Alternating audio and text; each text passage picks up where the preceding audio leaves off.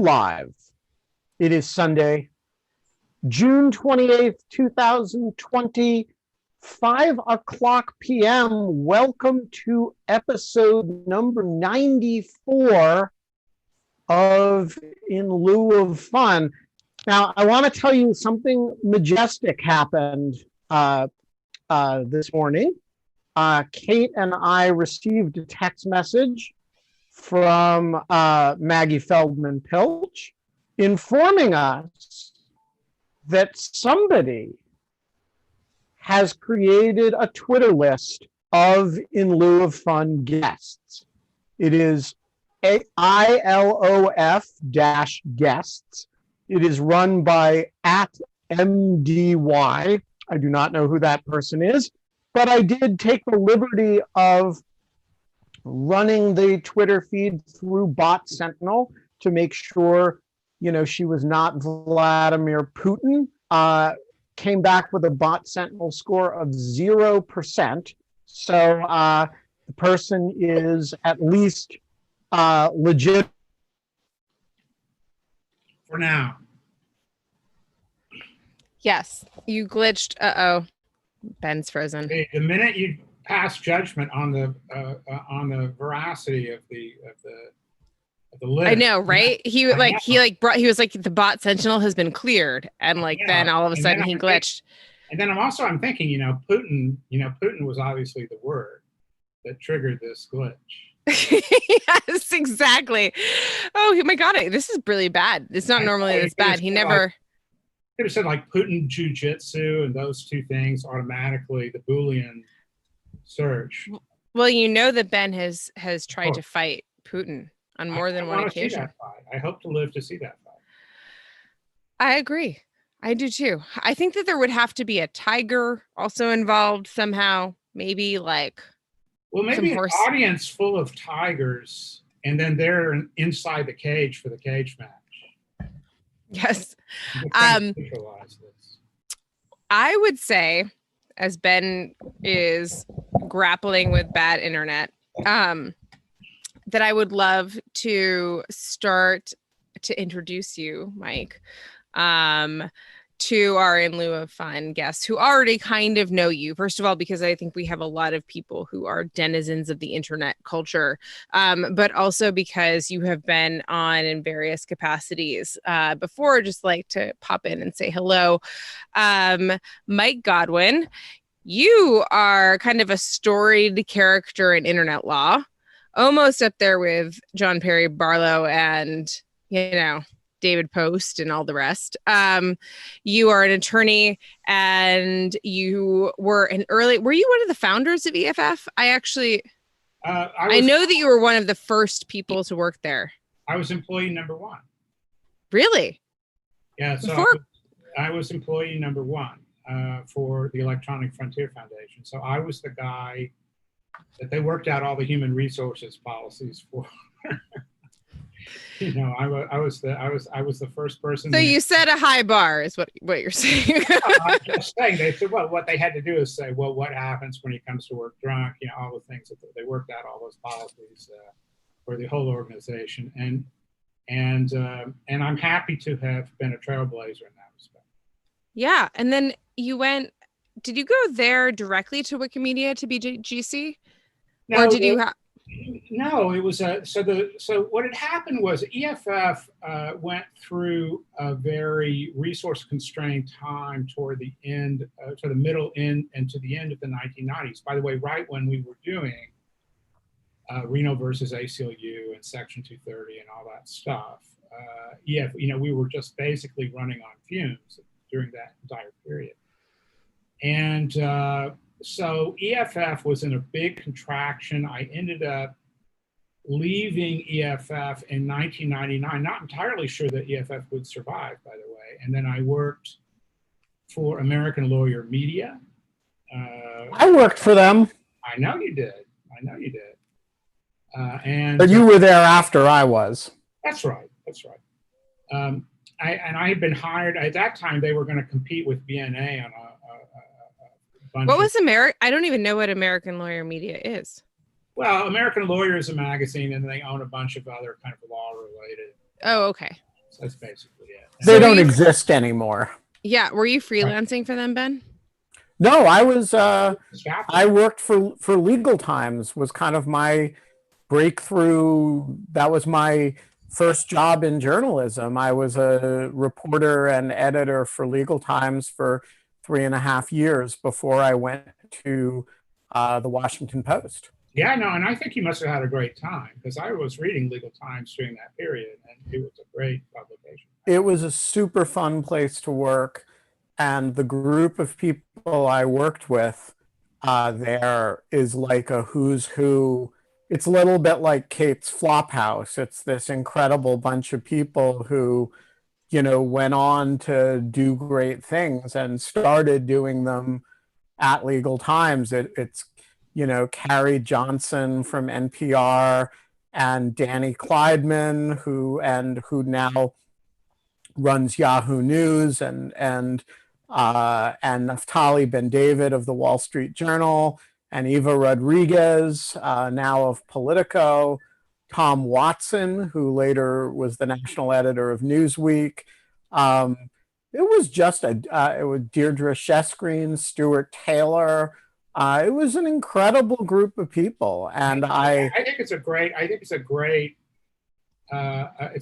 thing to have, on one's resume, having worked for Legal Times. I mean, it was just a great newspaper.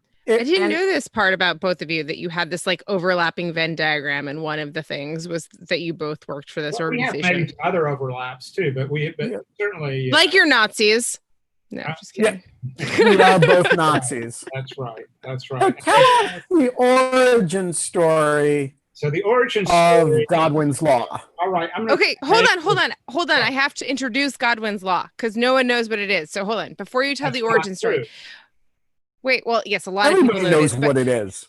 Okay, when I do this show, my mother-in-law is usually sitting in the audience, and I know she doesn't know what it is, so I try to speak to her. And I think that's a good rule. This is for you and only for you, because everyone else knows what Godwin's Law is. That's okay. So Godwin's Law is summarized. Well, it is basically you made this in 1990, and you said, as an online discussion grows longer, the probability of a comparison involving Nazis or Hitler approaches 1. And I love that. I mean, everyone loves it, but it's like, it's just like so absolutely like nailed it on like the head. Continues to be true, is one of the great axioms of the internet today. But you also created the idea of like the internet meme, right? Like, I think that was like maybe your terminology used. I knew what I was doing when I did it. So what had happened was that the idea of the meme originated with Richard Dawkins in The Selfish Gene in 1976.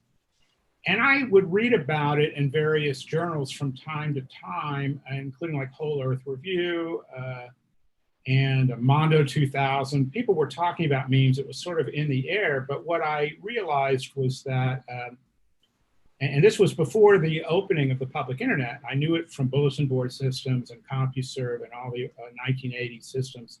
I knew that the notion that ideas were contagious, it was a powerful idea. And that they were viral, that they reproduced, without anybody trying to help them reproduce. They just reproduced on their own. I just saw the sense of that. And so that was one thing that was happening. So park that for a minute. I understood what memes were, and I didn't have the idea of generating any memes until I was finishing up law school in the late 80s. And I took a jurisprudence course, and one of the things we were doing in this philosophy of law course was studying natural rights jurisprudence versus positivism, and various theories about how law works. And what I realized, I had become in sort of predisposed to be, the law is what it says it is. It's what's written on the page. I realized I was more predisposed to be a natural lawyer, to believe that there are principles that are not even written on the page that we ought to follow. Because of reading about, the Nazi lawyers and reading about the Nuremberg trials. And I said, what is it that we think we were doing when we were having the Nuremberg trials or when we had war crimes trials? And I think, and I didn't want to reach the conclusion that it was wrong to have those trials, because it seemed right to me at a very basic level that we recognize that it could be reconciliation or something else, but we have to recognize that the wrongness is independent of what the legal system was. So I was studying this all at the same time, and I was a computer geek in the 80s, and I was on the early internet. I was like the only law student at the University of Texas who had a computer account in the late 80s. All the rest were computer scientists and electrical engineers. And I had, but I used it to reach out to the larger internet. And so I was online a lot, and what I noticed was the tendency for debates to escalate. So that people would get upset with one another, and it would just heat up. And there didn't seem to be any, it didn't seem to be any natural stopping point, so that people would say things to one another online that they would mostly not say to each other face to face. And I kind of wondered about that. And the Nazi comparisons came up a lot in the online environments that I was participating in when I was taking a break from my legal studies, where I was studying, the law, Nazi, whether the Nuremberg trials. So I was studying that stuff. And I somehow merged those two ideas together. And I said, but I wanted to stop people from making frivolous comparisons to the Holocaust or the Nazis or to Hitler. And I knew that if I just did a kind of a moral suasion, a kind of earnest pleading, please, kind of a Wiesenthal center, morally righteous, don't use this comparison statement. It had to be a subtle dunk. No, it had to be a very. It had to be on the one hand ironic and clever and funny and viral. So I had all of those criteria, and I knew that I was engaged in what I called memetic engineering. I said I wanted to come up with something that if it went out there, I wouldn't even have to follow it. It would propagate by itself and make people think twice about doing Hitler or Nazi comparisons. So Godwin's law says, as an online discussion continues, the probability of a reference or comparison to Hitler or to Nazis over time will approach 1. That's 100%. And the idea here, now notice, by the way, that this is pseudoscience. It's not falsifiable. It's not real science. It's also, I've also noticed about Godwin's law that it is actually a subsidiary, a necessary corollary of the monkeys at typewriters rule. Sort of. Right? Because if you put enough monkeys at enough typewriters and let them go on long enough, they'll produce, all the works in the Bodleian Library, including presumably the ones that compare each other to Nazis. Right, of course. No, it's recursive. And so, and also, by the way, if it hasn't happened yet, you just say, well, you just haven't waited long enough. Wait long enough, then it will eventually happen. But the idea here was to make people sort of think through the implications of what was happening, and make it seem as if when they were glibly comparing people to Hitler or to Nazis, it was almost involuntary, like the second law of thermodynamics. It's just an inherent decay. So it seemed like science or probability, but it wasn't. But it seemed like it, and it made people seem like they were not in control of themselves. And so that was what I was trying to do initially with Godwin's law. And now, of course, Godwin's law is a few years older than my actual daughter, and they both have ceased paying attention to what I want. Long ago. So I don't, people now ask me to referee uses of Godwin's law. I said, no, really, I'm not in charge. These are independent entities in the world now. Well, I would like to propose a derivative function of Godwin's law, mm-hmm. which is that as the internet ages, the amount of time required for Godwin's law to execute approaches 0. I think that's right. No, so I think, remember that when I crafted it, the public internet wasn't even public. This was in 1990, and so you don't really have AOL connecting to the internet. No, it's talking about like a Usenet internet and a Lambda Mu internet, not like a Twitter internet, which is actually, sorry, I want you to finish, but I want to tag on my question to Sure. Ben's, which is just like what I've always been curious about is how this became a law before things really like when it, yeah, like memes are so like we were talking, I was just giving you an example of the sad cheese wife meme, and like that happened in 18 hours and it is an international meme. But I just like want to know how you made yourself known for this. Like that's kind of incredible. Okay. Oh, so well, part of it was I'd been a student journalist, so I knew something about how to write punchy stuff that people like to read, and I'd been doing that for a decade before I even got to Godwin's Law, and I have a certain kind of a weird sense of humor anyway, so I knew that I called it Godwin's Law because that was my radio isotope tagging, right? I knew that if I had my name on it, that when it popped up again on the internet, people would know it came from me, even though it's been transmuted or mutated into Goodwin's Law. And whenever I come across that, I say, who's Goodwin? Who's this Goodwin that we're talking about? I think what had happened was in the initial days of Usenet, I would go around whenever I would encounter, and so this was the proactive seeding part. This was I'm patient zero, is what I'm really saying. And I would go, whenever I would see a discussion on Usenet in which a frivolous Nazi comparison took place, I would say, oh, another instance of Godwin's Law. And I would just type it out and then leave, and I would just leave. And then I knew that it was successful when other people started doing that when I was not around. When did you first start, like, where did you first articulate it? Was it in these Usenet groups or was it in an article? So it was in Usenet groups. It was in, and bulletin board systems before that. So Austin, Texas was unusually well connected in terms of online conferencing systems.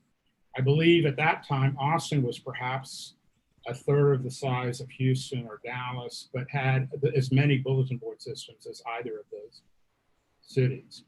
And it was just very it was very connection dense. So you really had a microcosm. Anybody who was sort of interested in sociological questions could look at what was happening in the bulletin board world and see what the future was going to look like. And you're going to love this. I know you'll love this. In my last semester of law school, I had 2 extra hours I needed to finish for my degree. So ideally 3, I just take another course, but for 2, I wanted to do a seminar paper. And I went to a First Amendment lawyer, a First Amendment focused law professor. And I said, I would like to do something about bulletin board systems and defamation. Because people were saying bad things about each other online. So this is 5 years before Prodigy, 6 years before CDA. That's right. That's right. So they were saying, so my law professor said, oh no, libel law is all settled. It's all, Times versus Sullivan, Gertz versus Robert Welch. We know how these cases, it's all settled. It's not, there's nothing really new to explore. And I said, well, okay. And I ended up writing about something else, but I had this sense that this was an emerging issue.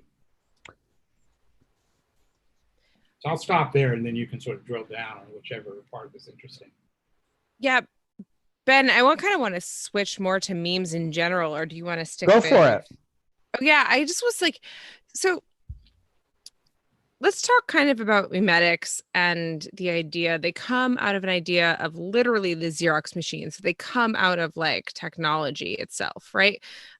Is that correct? I think. Oh, no, I would say that's wrong. Okay. That's kind of how I would understand. That was my understanding of it, but go ahead.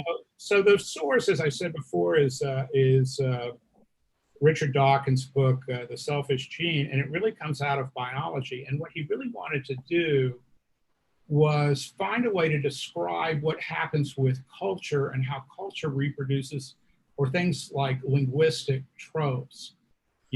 reproduce almost without conscious effort. They just become sticky and they propagate. Why does that happen?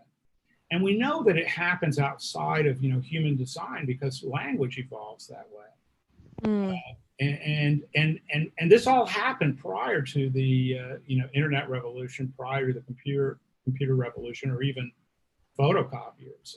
I think that if you look back in any given period, like who promoted Perez? I mean, if there are different kinds of locutions that have Kilroy was here, different kinds of things that were memes prior to the technological era. We're all Germans now. As I understand, yeah, sure. As I understand Dawkins's memetics theory, it was a real effort to translate Darwinian evolution into the world of ideas, and to posit that ideas behave very similarly to genes and to phenotypic expressions of genetic underlying ideas, right. And that if you want to, and that both the spread of ideas as sort of self-replicating things that have no agency other than the desire to self-replicate is a very good analogy to the way genes behave. Somehow in the internet space, the idea of a meme came to refer to a visual image that people play with, the distracted boyfriend meme, or these moving things. When you say internet meme, what are you referring to, and how do you understand the evolution of the term? Well, so it's interesting because Dawkins has been asked this same question, and Dawkins's answer is the same as mine, which is that the visual meme is kind of a subset of the taxonomic notion of internet memes.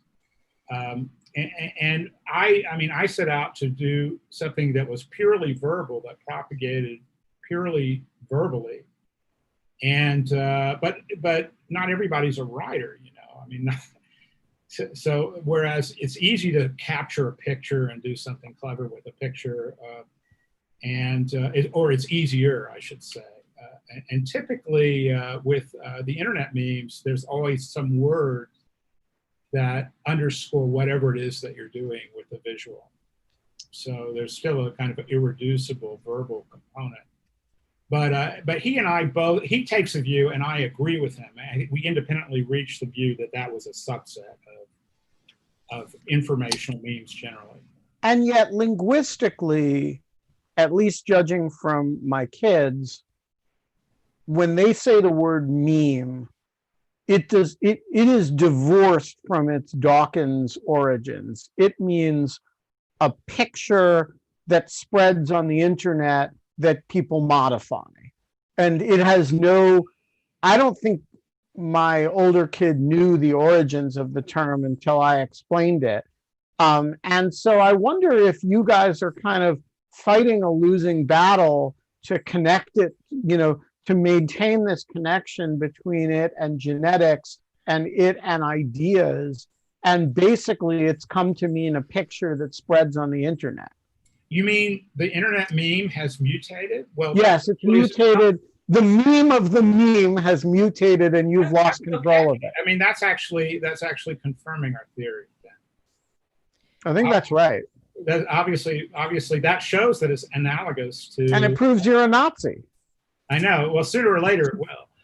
I'm trying to figure out, by the way, like why I thought that this had anything to do with Xerox, or like with Xeroxes or something, but I think there was something that described like memes as basically being some type of thing. But you're right, like I'm now looking at the Wikipedia page for it, and it's an excellent page. And it does cite to Dawkins as like being pretty like central to this. It also makes, I mean, he coined the word, as I recall. He coined a word.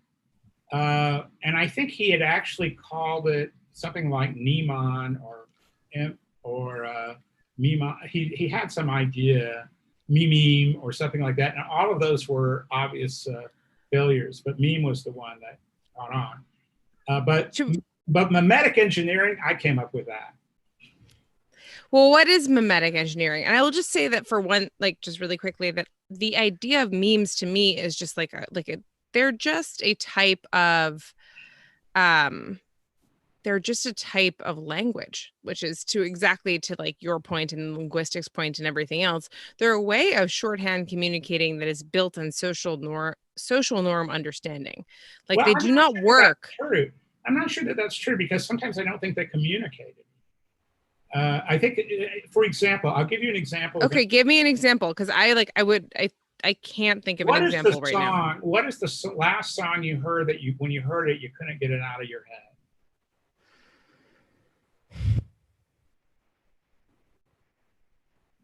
Oh God, the stupid like instrumental to Downton Abbey. I don't know. That's maybe not a good example. Sure, no, and that's not communicating anything to you. You know, it's just you're sure it is. Well, okay, well, it's okay. So are you not saying communicating an idea? It's communicating itself. Yeah, exactly. It's communicating what? Itself. It's it's a self-replicating unit of information and ideation that has no life other than its ability to, if it gets forgotten tomorrow, it goes away.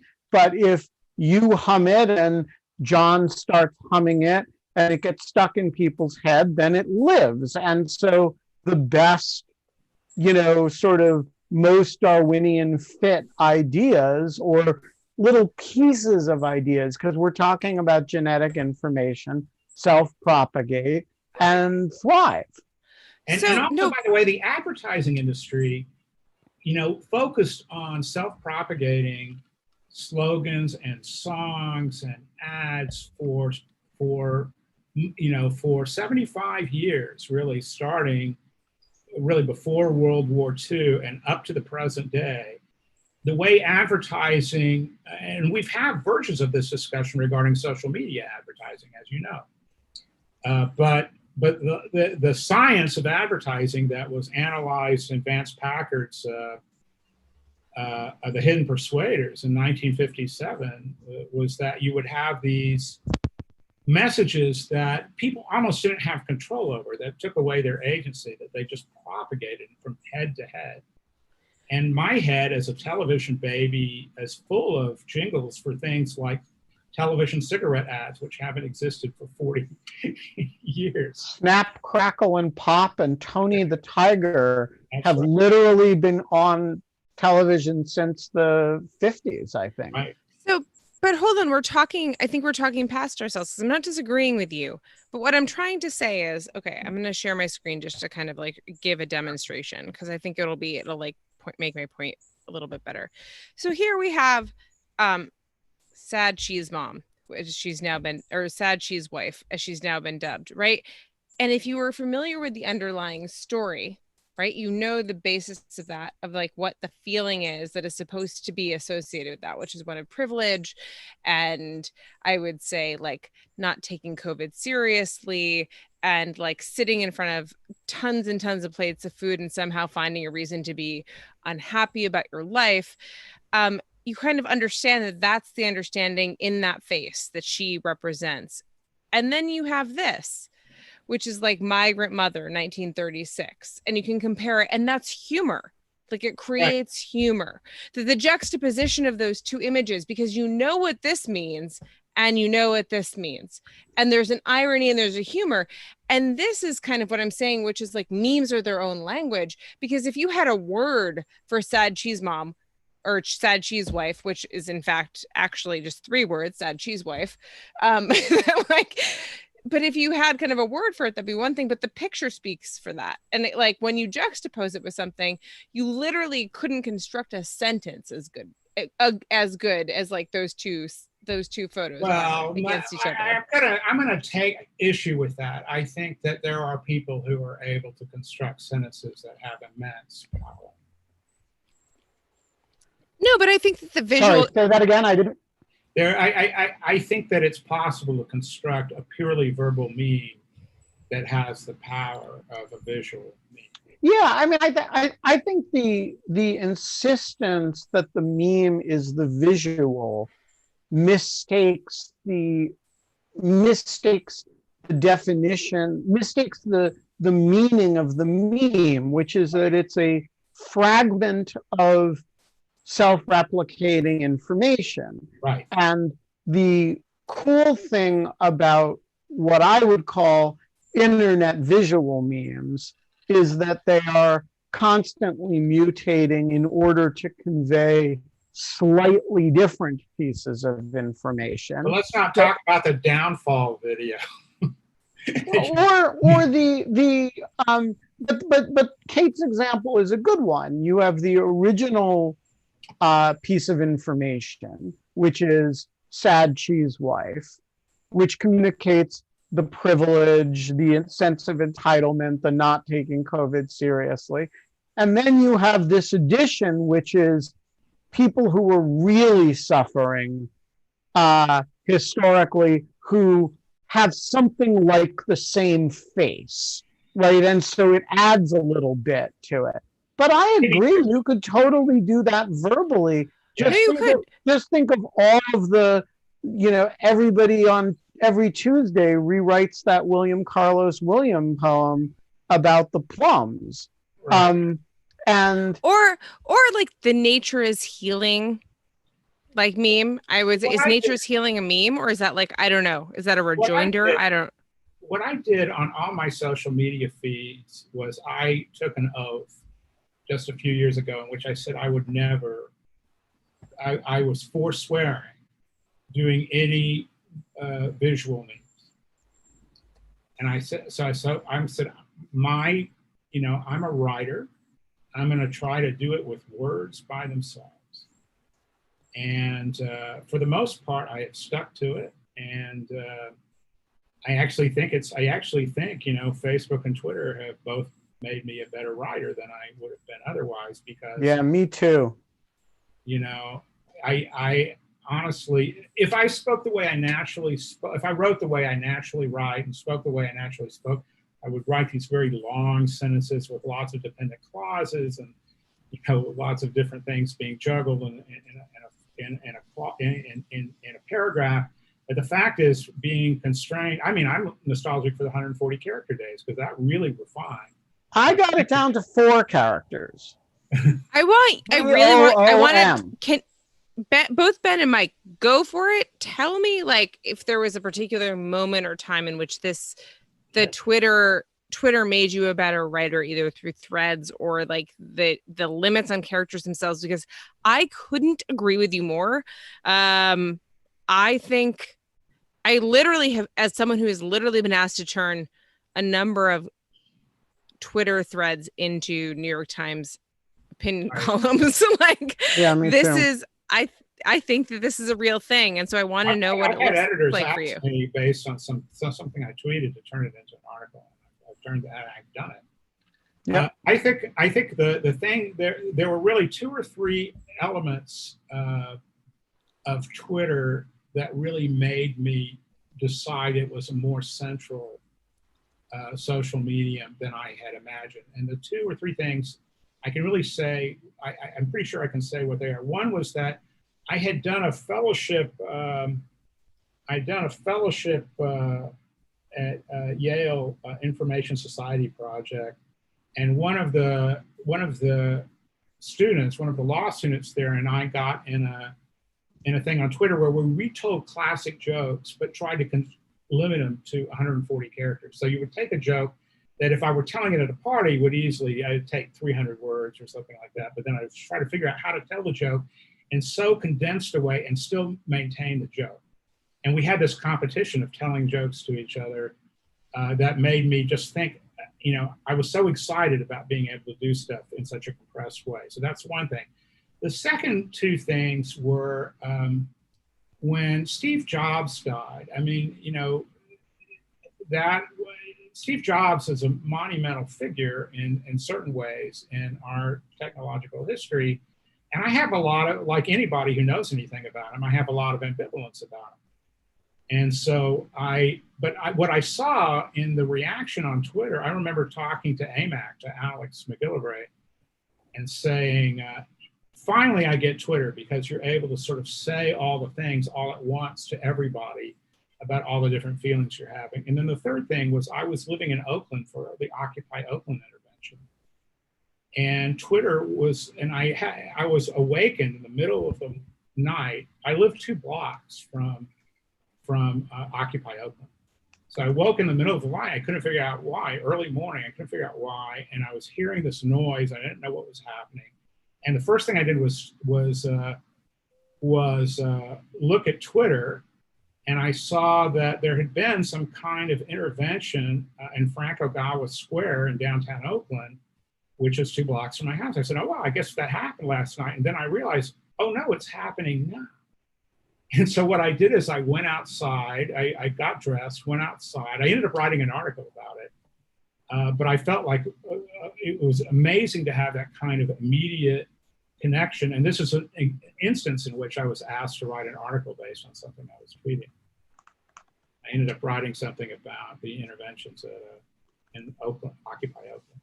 So those were the 3 things, I think, that really persuaded me that Twitter was, more than just a passing fad, that it might actually have some, it might actually speak to some social need that we were only figuring out now. Ben, what Nate happened with Perry, you? the floor is yours. Oh, okay. Okay, so this goes to the screen that Kate, you just shared, and the first thing that I saw was an advertisement for a Mexican restaurant immediately horizontally next to the meme. And so what I'd like to hear y'all talk about is, what does it mean to have a thing that is unintentionally turned into marketing or advertising without any party of interest involved? So the Mexican restaurant didn't request it, they didn't create it. The person who created Sad Cheese Wife wasn't interested in advertising. And Twitter is only adjacent to this, but now it's marketing. So I'm really curious to hear your thoughts on that. Can I ask a quick question, Nate? So Sure. I just shared my screen again. Was it like over in this space? It was when you went to Zoom on the right hand, or not, sorry, Zoom on Twitter on the right hand side of, like, you might be interested in these. It's like over here. Oh, it just refreshed. Okay, so maybe it'll be a Mexican restaurant now.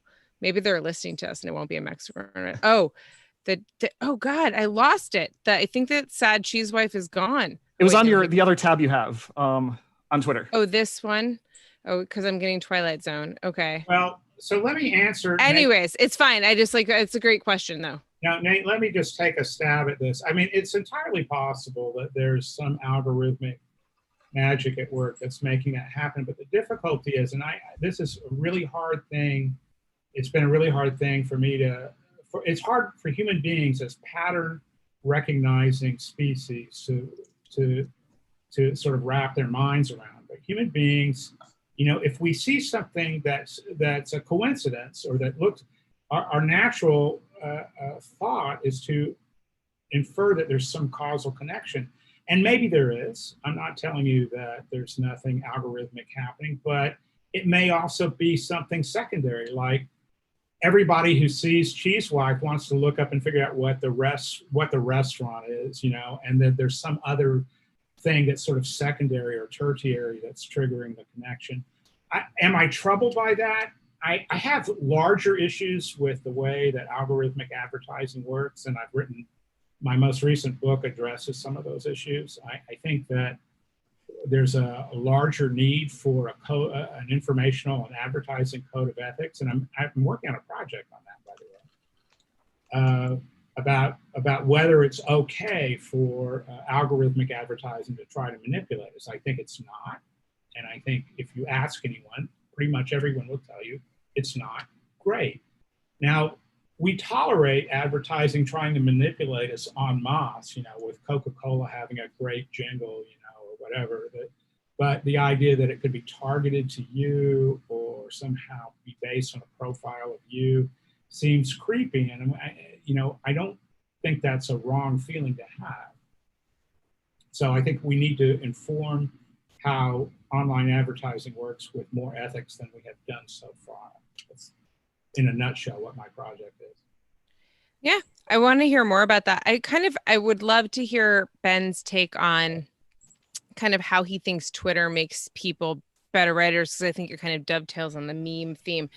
But I also kind of want to flag one other meme that has surfaced just today, besides the sad cheese wife meme, which is the Sharon versus Karen meme.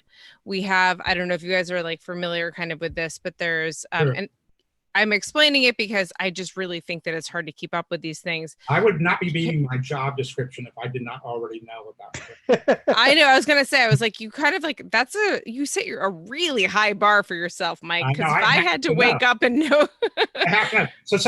So Jeff Kossoff was asking me just now, just a few minutes ago before I got on this show. He asked me. He said, "So what's the deal with Karens and Chads? Is that you know?" I said, "No, wait. Chad is incel language."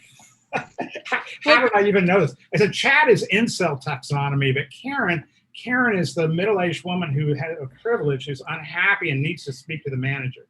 I'm sure someone can tell us, but I forget. It's Stacy and Chad are the incel. Stacy and Chad are the incel Barbie dolls of incel. Becky and Chad. Becky and Chad. Dolls. Sorry. Stacy is the basic bitch. Okay, and then like Karen is kind of like the basic bitch of everyone, I guess. What's a Sharon? So the Sharon is that you saw the president retweet the white power video? Yeah. No, and that white power video. Sundays are Trump free. What'd you say, Mike? Sunday's a day of rest. I try not to read anything about it. Yeah, well, you picked a bad day because a lot of memes happened today. So the president retweets this video of In the Villages, which is this like bougie kind of like area of Florida that is not particularly diverse. There were apparently a bunch of protesters out for Black Lives Matter, which does not float in the Villages, which is very, very red. And so all of these people took to their golf carts, like filled with like Maja, like kind of like propaganda, like paraphernalia, and like Go Trump. And they formed like a little processional of protest through the streets, and against them were people with Black Lives Matter signs. And there was just like this huge fight with this woman who was very rightfully, in my opinion, cantankerous. Her name was Sharon. She was from Connecticut. She thought Black Lives Matters, and like basically in response to her Black Lives Matters, a guy yelled from his golf cart filled with MAGA stuff, which is just like white power, and how like 3 or 4 times and held the sign. And the president retweeted that video in approval and thanking all of his supporters in Florida. In the villages. And so Sharon did this. So like then Sharon got interviewed afterwards, and people are like, be a Sharon, not a Karen. And you could not have like set this up better to have like rhyming names, create like this meme of like white women of like, be a Sharon, not a Karen. And so now this is this thing that's happening, which is like, be a Sharon, not a Karen. And this is just gonna have a life of its own. I've also really enjoyed the rebellion against this by people named Karen, who from my point of view have a kind of righteous wait a minute, it's unfair. I'm so glad nobody's done anything with a mic yet, and it's gonna be hard when or like don't be a Benjamin. When Ilhan Omar said it's all about the Benjamins, I kind of buried my sense of it as an anti-Semitic remark, because I do agree that things should always be about me, and so I was willing to be forgiving of the anti-Semitism of it because it flattered my sense of self-importance. So but I'm interested. I want to go back to Godwin's law and connect Godwin's law to the meme stuff. It's because it seems to me that they're connected in a kind of deep way, which is that in a world in which we can extremely rapidly iterate an idea and propagate the new version very quickly. The tendency that is reflected in Godwin's law for things to get ugly very quickly has a, you know, has a self-replicating quality. They can get uglier faster and in more different ways. And so it's not just that you'll be compared to Hitler, it's that there'll be a picture of you in an oven, or Right. a picture of you with, you know, an SS uniform. But Ben, you are missing, I think, what the real analogy is, which is that it's the proper analogy is COVID-19 and international travel. You know, if it were the reason we have a worldwide pandemic is that we greased the wheels on international travel. We made it super easy. We did some other things that also created problems, including the United States dismantling, its pandemic control infrastructure, which was incredibly stupid. But apart from that, a pandemic happened anyway, and probably would have happened anyway. And that's because of international travel. So international travel is like the internet. It is a thing that allows diseases to propagate around the world faster. And it's true for informational diseases as well. And the answer is not to sort of roll back the internet or roll back international travel. The answer is to figure out what prophylaxis looks like. And I think we are at the early stages of trying to think hard about what that stuff should look like, both not just with international travel, of course, but also with the internet and an internet connected world. And what do you think prophylaxis looks like? So, I mean, your early version of prophylaxis was to append Godwin's law to all of the tweets that fulfilled it, or to the Usenet entries that fulfilled it. What does a scaling of that look like? Well, look, the human species has existed for less, we can say, let's say 100,000 years at a minimum. But what happens is that when human beings develop culture, we externalize norms that we build on that are independent of our lifespans and independent of our own particular drives. And that is something that we need to do to adapt to an increasingly internet connected world. And we're in the midst of it. I think that human progress remains possible. But just as we developed social ways of dealing with things like broadcasting or the printing press or linguistic evolution, I think we are capable of adapting to an internet-connected world, but it's still early days. I hope to do in the remainder of my professional life, I hope to continue to contribute to handling that stuff better. Did you see that as early days in 1990? Like, was it like, were you definitely early days in 1990? I know, but like, you're still saying that 30 years later. Oh, I mean, well, I read a lot of history. I don't think 30 years is a big chunk of time. Yeah, no, I think I feel exactly the same. And so I just kind of want to like point that out to people as we get so frenetic about how to like regulate the internet and all these big moves, which is just kind of like. So we've had television for 70 years, but only in the last 20 or 30 did television get really good. There's a lot of crappy television before that, right?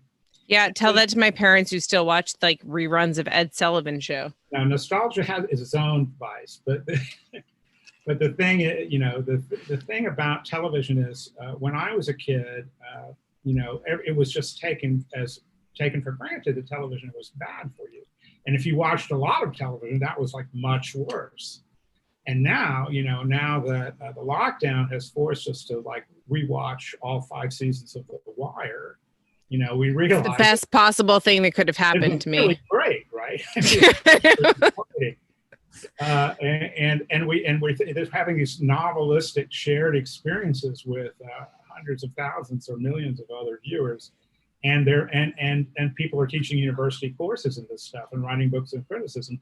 So abruptly, we had recognition that television as a medium was not in fact debased, but in fact had unlocked potential that until about, really, I would say the crystallizing moment was Hill Street Blues, which had multi-threaded narratives. I was gonna say Homicide: Life on the Streets. Homicide. Well, David Simon, I think, is absolutely.